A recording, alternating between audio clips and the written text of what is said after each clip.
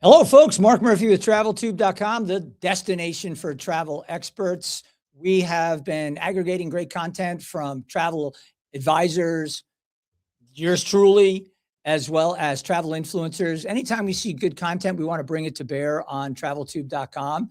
And I also want to interview folks who have just experienced a product, gone on an experience, been to a new destination, whatever, to give us the latest and greatest updates.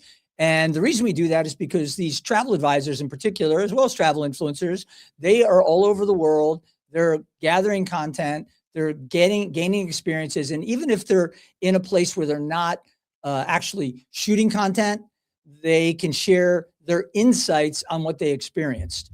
Now, this week, I'm going to get into the things that are happening. And we've got breaking news as far as the weather. The weather's going to have a major impact on travel this week. So I'm going to get into that and some of the things you should be doing.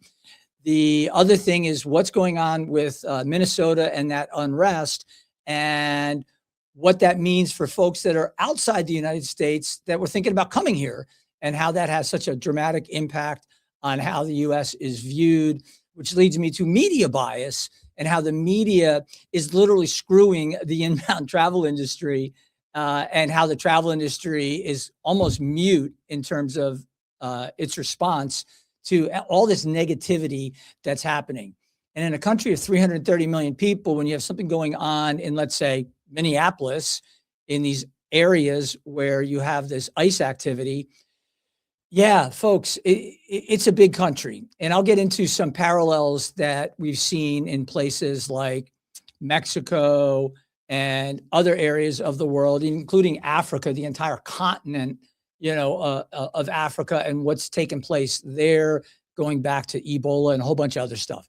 So hang in there, sign up at traveltube.com, follow us on social media, follow us on your favorite podcast app. You can consume this content everywhere. Unlike, let's say, a webinar, which is a long form way of communicating content. If you're a travel supplier or destination, they can consume this content everywhere and anywhere. And it lives on all of our social media platforms, including my personal social media, which reaches about 120,000 followers and delivers tens of thousands of views on that content. So with that said, let me get into what's going on right now with the weather. I am not a weatherman. I am not a meteorologist. I do play one on television, and I do play one right now. So let me get into that because I think people have to be prepared for what's about to hit across the country. And this is what I'm talking about. Right here, you have a good view of the swath of the storm that's going to come across and impact not only people traveling in this part of the country to and from. It's going to really, really wreak havoc if what they're saying is going to happen. And you have to be aware of the other effects that impact travel, even if you're not in the zone that's going to get hit pretty hard. What do I mean by that? Well, I guess let me back up a second. If you've got a flight planned and you're ready to go somewhere and this wave is coming across the country, you'll notice that the airlines, even if you're in an area that's not directly impacted, are proactively canceling flights and rebooking people. And they're also waiving cancellation fees, change fees, fare differences, et cetera, because what they know that you may not know is that they are going to get hit pretty freaking hard from the government if indeed things go awry. And so what are your rights as a traveler, and why are they proactively canceling things when, let's say, we don't even know if it's going to materialize? Because again, how many times have you seen the media hype something like a winter storm, talk about all the cancellations and what your travelers do? Oh yeah, they call me to kind of lay that out, usually right before the storm hits, which gives you very few options. So we're out ahead of that a bit. I may hear from them in the next couple of days as this thing becomes more prominent in your face. That's my guess.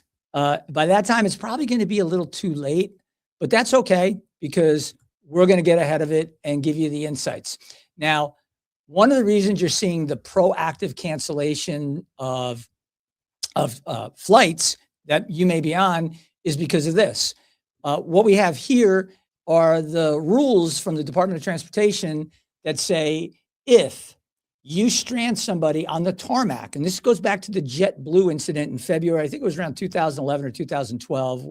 I might be off by a year or two, where people got stranded for, if I recall, about 8 hours on the tarmac at JFK Airport. It was a snowstorm. They couldn't get back to the gate. People got stranded on the plane. It was an absolute disaster. The DOT decided that if you do that as an airline, we're going to fine you $27,500 per passenger. So do the math on that. Average ticket price might be $300 for a domestic fare. The airline, if they strand you over 3 hours, can get hit with a $27,500 fine per passenger. So that means that they are at risk with all of those flights. And we're talking there's millions of people that fly every day in the US, over 2 million. They're going to look at that and they're going to say, $5 million on average per plane. That's our liability potentially. Let's proactively cancel, rebook people. They'll lose some revenues, obviously, because they'll lose some flying days, but that sure as hell is a lot cheaper than getting whacked $5 million per plane should they get stuck in a situation like JetBlue is stuck in. Now, I will say that they've gotten a little more flexible so that they're not just slamming the airlines for things that are completely out of their control.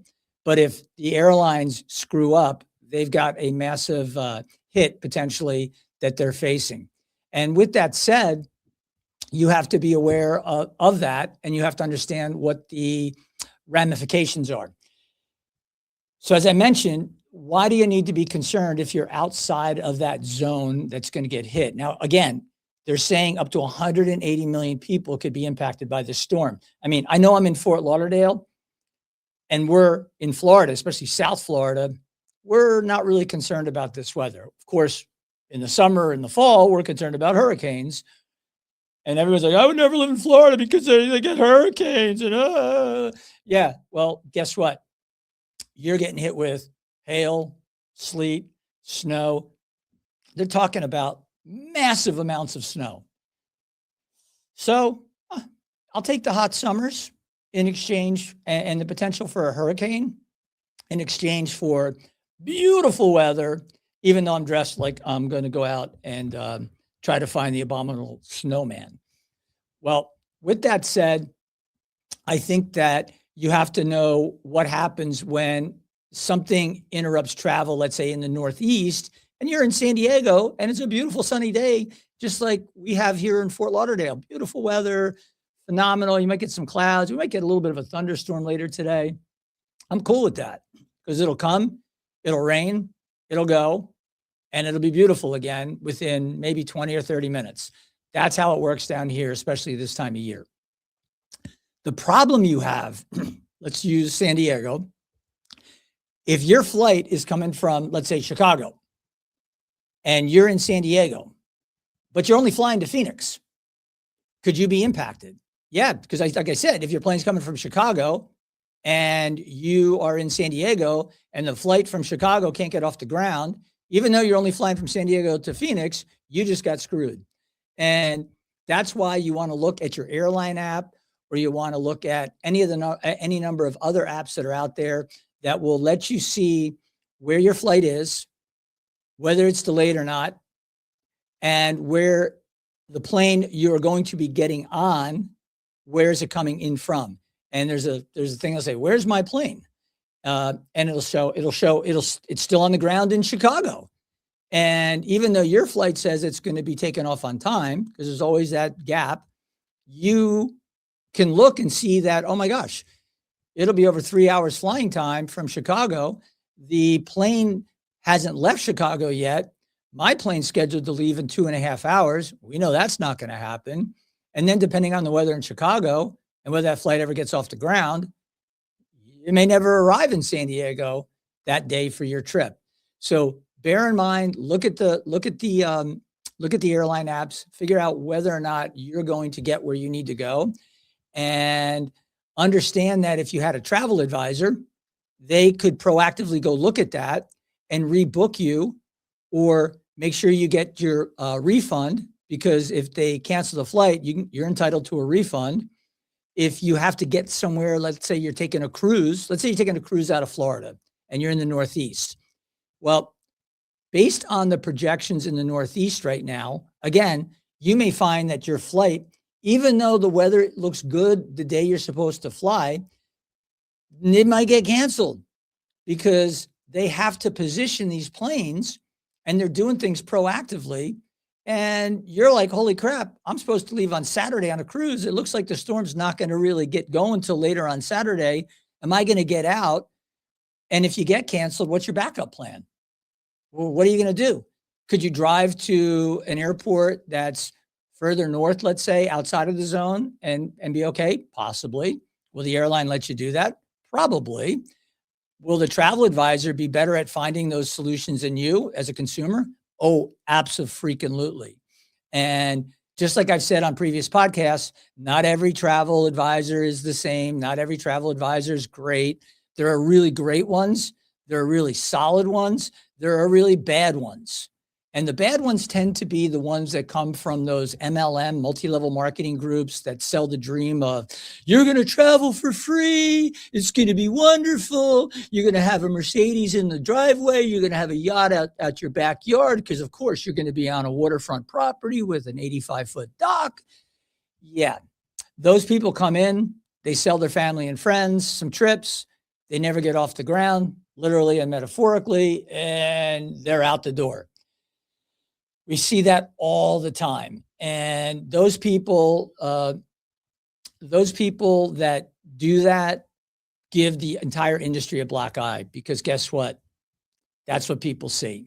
They see people that are incompetent, that don't know what they're doing, that have had no training. And it's unfortunate, but it's a great moneymaker, because they'll sell $3,000 or $4,000 or $5,000 worth of trips, maybe go crazy, a $15,000, $20,000, $30,000 worth of trip because they got a bigger family and they want to be loyal and they want to help that person. And then the commission on that, let's say if it's even $30,000 at the max, let's say they get 10% commission, they make $3,000. Well, they might be paying $50, $100 per month or more. And they're doing that because they're going to make money on their own personal travels. That's about it. Then they try to go beyond that to, friends of relatives, community members, etc. They realize it's a lot harder to convince someone to buy something from you when you don't know what you're doing. And then they drop out and they churn and churn and churn and churn.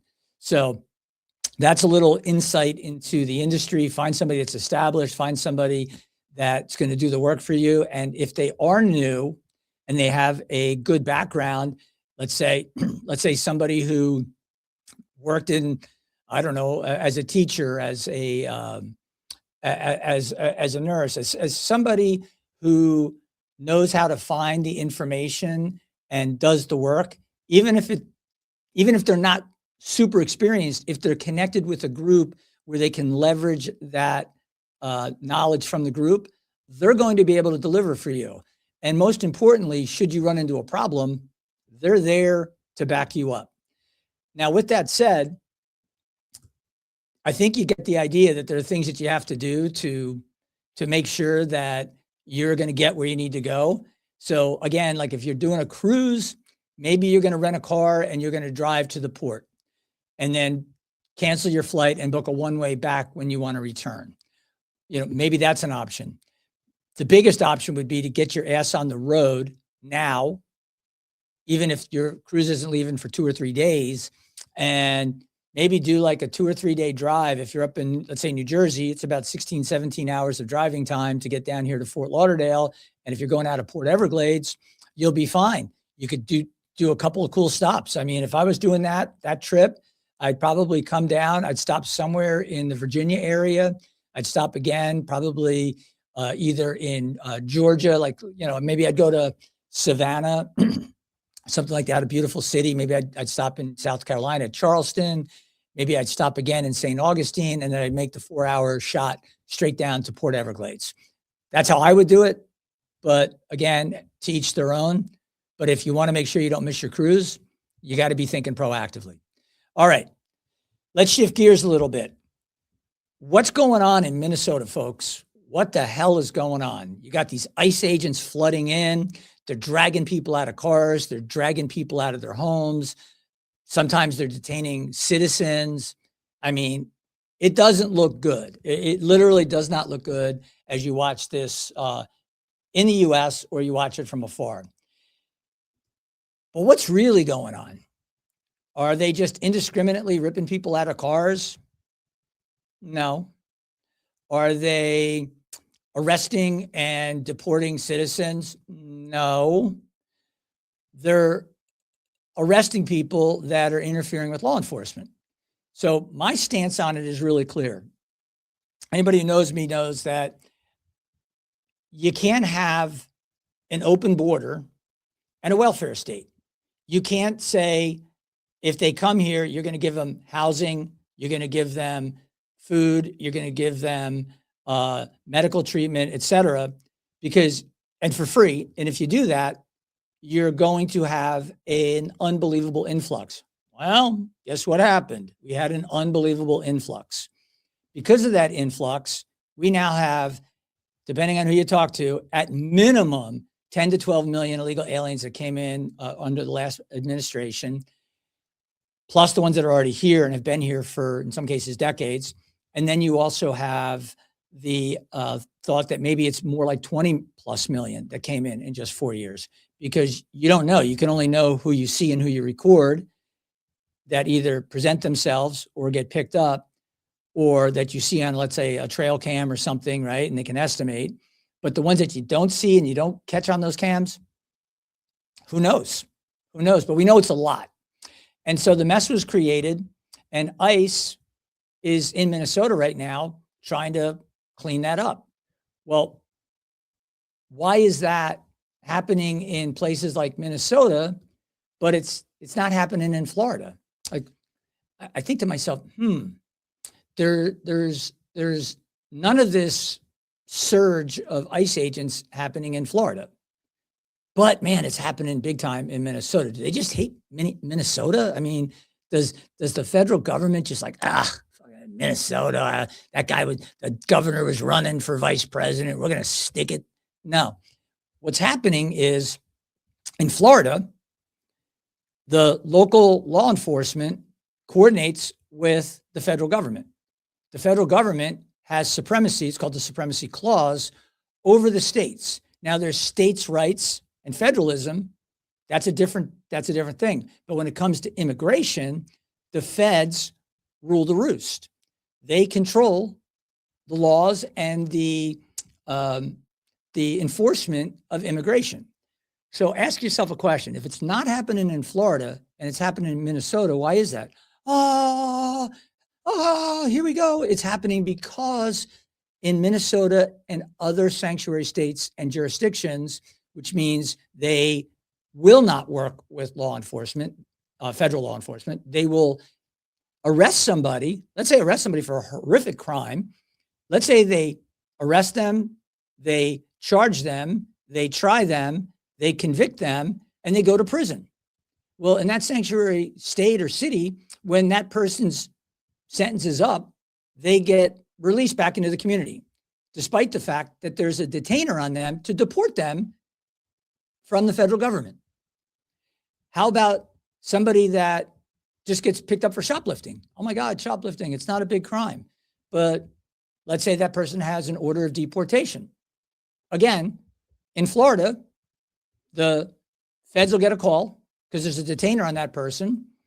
They will come pick them up in a very secure environment known as a jail, and they'll hand them over. So we don't have all this drama that's going on in Minnesota. Here's the easy fix. Work with law enforcement to enforce the laws that Congress passed, which leads me to our idiot politicians on both sides. They'll go on camera and talk on MS Now, whatever the frick it's called, CNN, Fox News, whatever. Pick any of them, ABC, NBC, CBS, they all suck. They all suck. Because what they will do is they will go on and they will talk about due process. Well, here's the process. If You came in here seeking asylum and your asylum claim got denied. And here's how it works. If you present yourself at a port of entry and you claim asylum, okay, we're going to run the process. We're going to see that you're an economic refugee, not one that's being politically or religiously persecuted.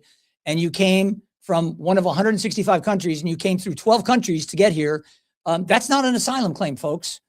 That's not an asylum claim. That's why over 90% of so-called asylum claims get rejected, because I don't blame you for wanting to come to the United States. I've been to somewhere in the neighborhood of 80 countries. This, in my opinion, travel in the world, there's no better place to live. There's no better place to raise a family. But at the same time, you have the issue that these politicians will go on television and talk about how due process this, due process that. And that same politician, let's take any of the current Democrats that have been in Congress for 10, 20, 30 years, these dinosaurs, and they're on both sides. Look at Mitch McConnell. I mean, the guy can barely speak, okay? They will go on and say the exact opposite of what they said 20 years ago, what they said 15 years ago, the exact opposite. And nobody in the media calls them out. Hey, folks, if you are going to interview somebody that has the opposite stance because they don't like the guy that's currently in charge of what they stood for as little as 15 or 12 years ago, call them out. Run the video of them talking about how we can't just have an influx of illegal immigrants and blah, blah, blah, blah, blah. We got to enforce our borders, yada, yada, yada, all this stuff. Instead, we get them encouraging people to go out into the streets and create chaos and try to inhibit law enforcement from doing their jobs. And it's like, the freaking whistles, the horns getting in the way, blocking the vehicles, all of this stuff. It's very simple. Just enforce the laws. There should be no such thing as a sanctuary state. You should not harbor people that have broken our laws by even entering the country, let alone the incredible fraud that we're hearing about in places like Minnesota. But you know that that's everywhere around the world. I mean, everywhere around the country, not the world. But I'm sure in every so-called democracy, you've got people that are just sucking off the you-know-what of the money that's brought in either through NGOs, charities, so-called charities, like Catholic charities, that, to be frank, basically empower human trafficking. That's what they're doing. And to me, it's a disgrace. I used to give money to the Catholic charities. I don't give a dime. To be frank, I see it with the Red Cross. I see it with so many of these corrupt charitable organizations. As a side note, one of the charities that I shifted my money to was Tunnel to Towers. And 96% of the money you donate goes to the end person that needs the money.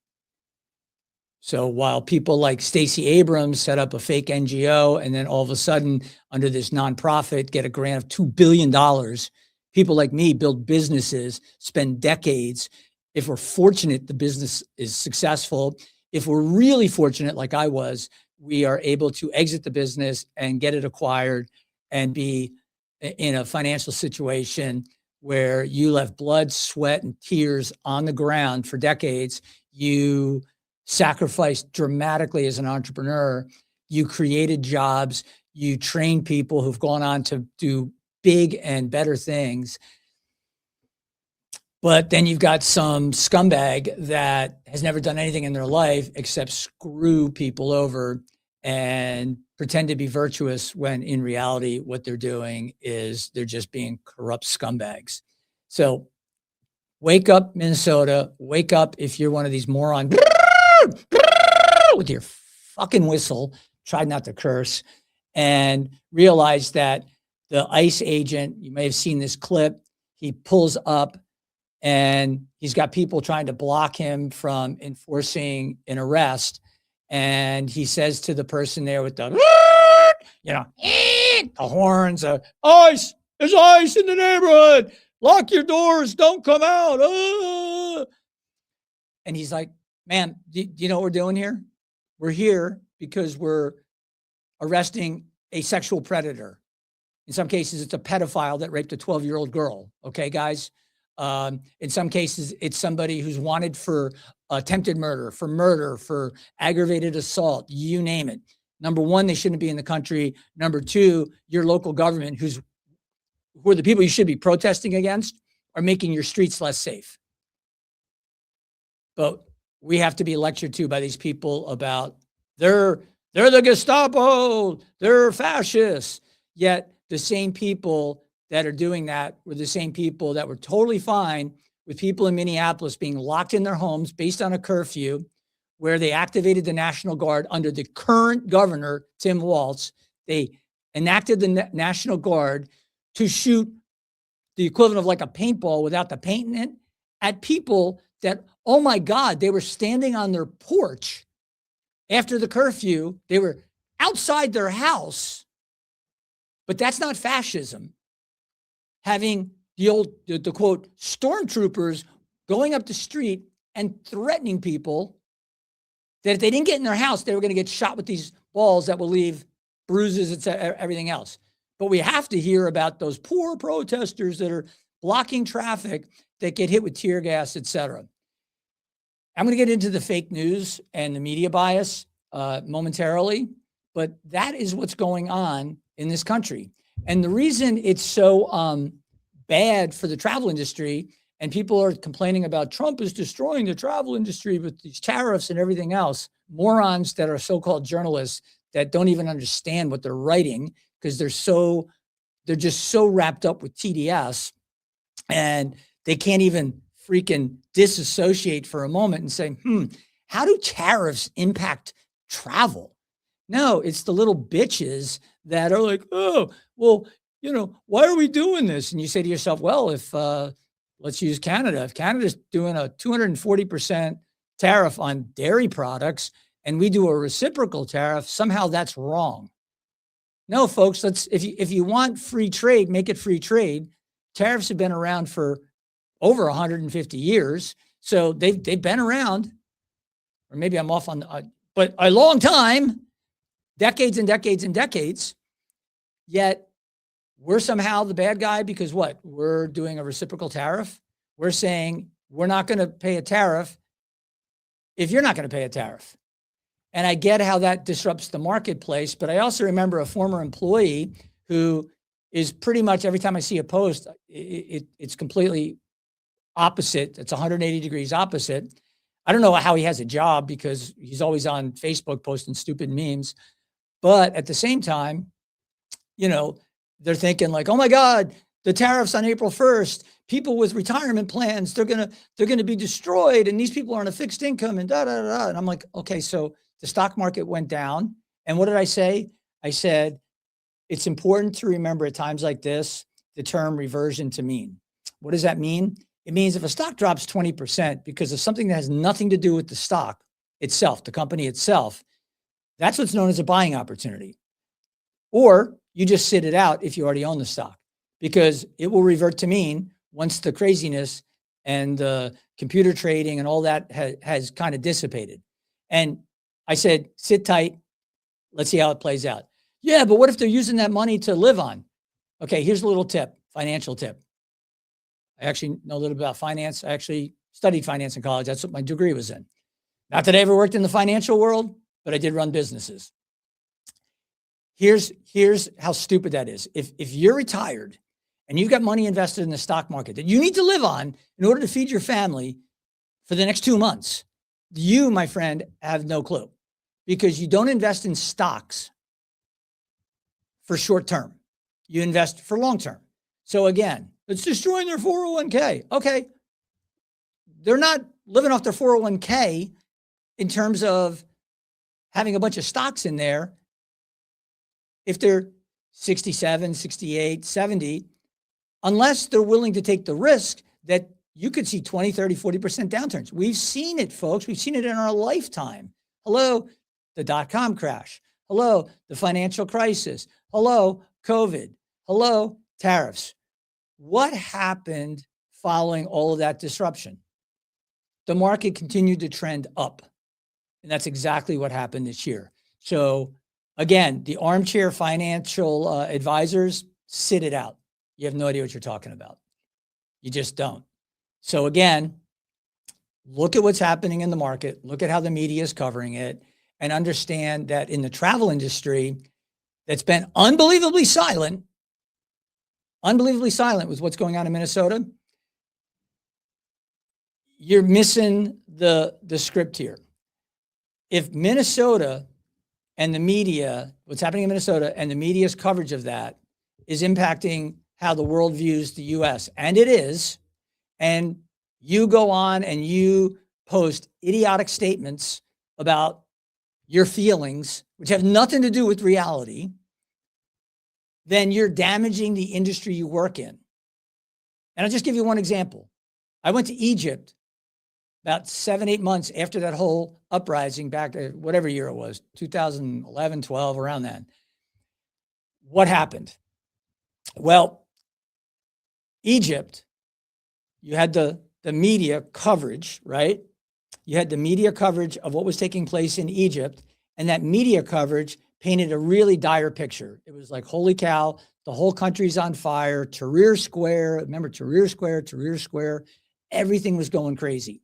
And people basically canceled their trips, which are really amazing experiences in Egypt because of the history that's there. And they destroyed the country because guess what? They rely on tourism. Can you say the Dominican Republic?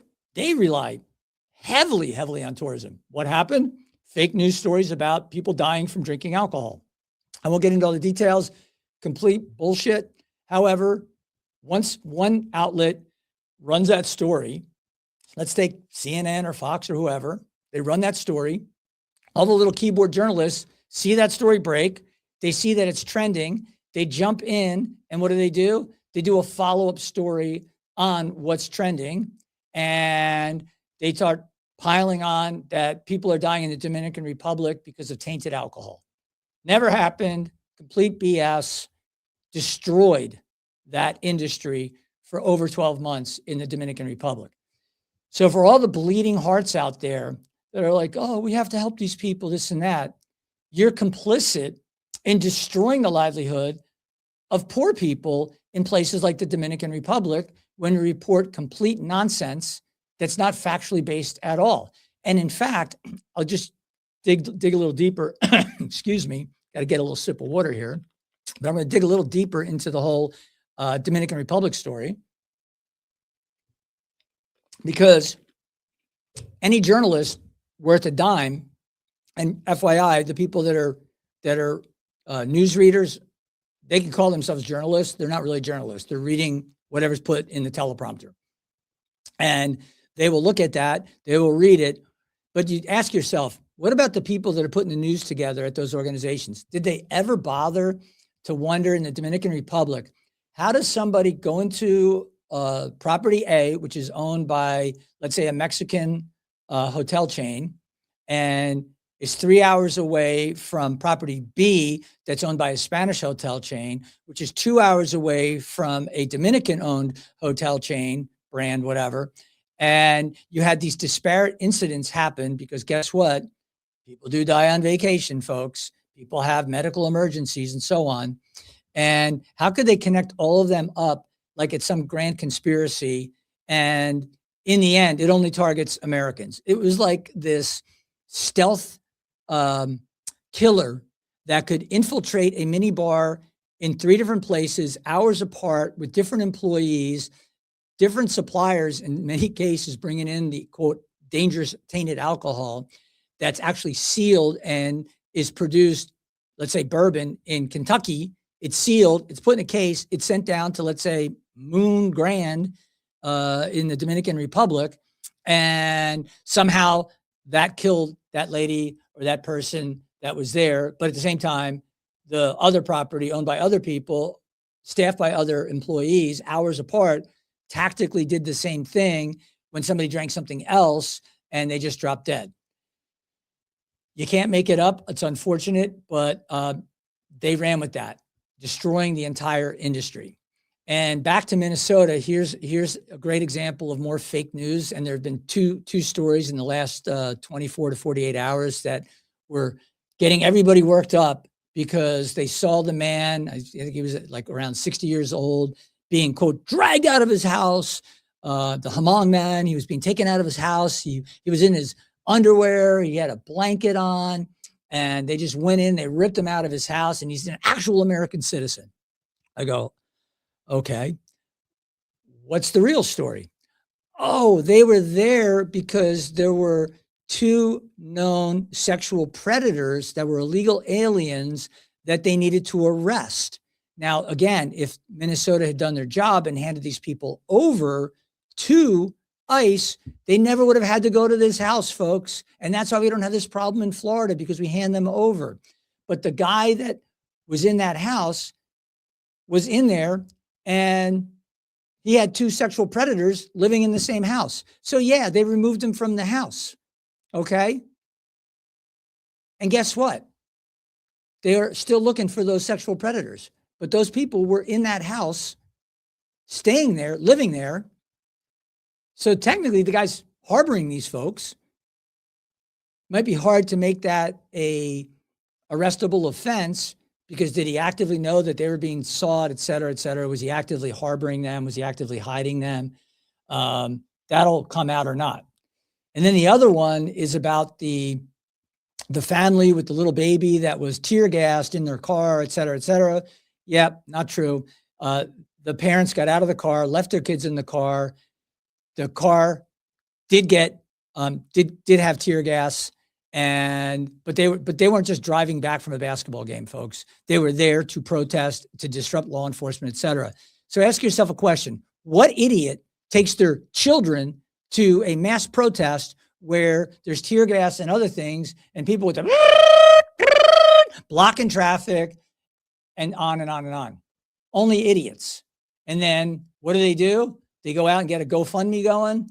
And then what do? They raise a bunch of money on a BS story. And then we find out that the story's all BS.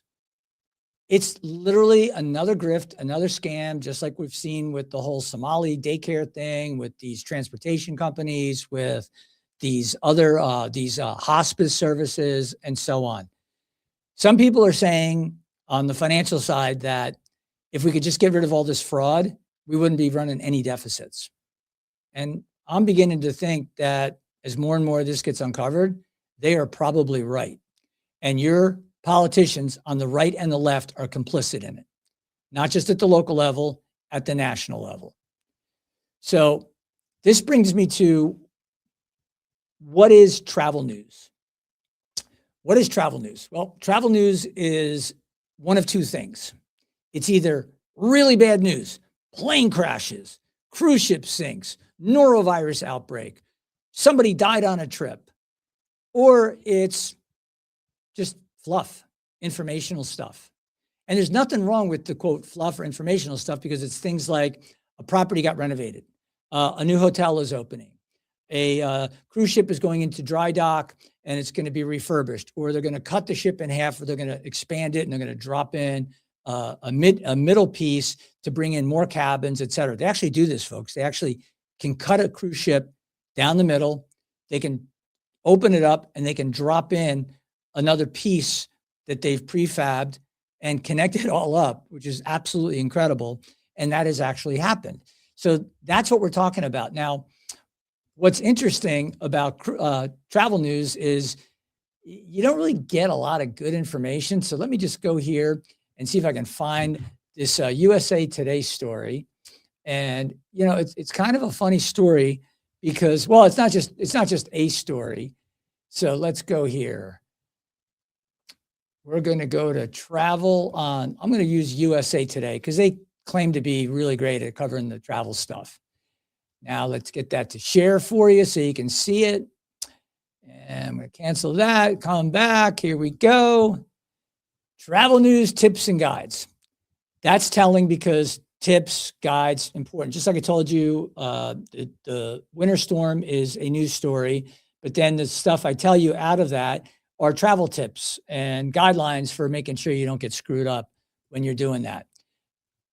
You're taking a trip that time. Let me roll through this. So here we are. Travel news from January 21st. What's today? January 22nd. Okay, so yesterday they have no fresh news.